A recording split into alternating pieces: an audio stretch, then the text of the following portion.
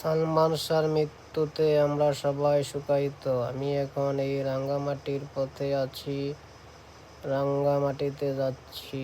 সালমান শাহকে ফিল করেছি। এই পাহাড়ের চূড়ায় সালমান শাহ অভিনয় করেছিলেন এবং তান্হাকে মৃত্যুবরণ করিয়াছে। সাবেক ডন তাকে হত্যা করেছে। ডন, সামিরা আরও অনেকে মিলে তাকে হত্যা করেছে। এই হত্যার বিচার হবে বলে বাংলাদেশ চলচ্চিত্র উন্নয়ন কর্পোরেশন থেকে তাকে বহিষ্কার করেছিল।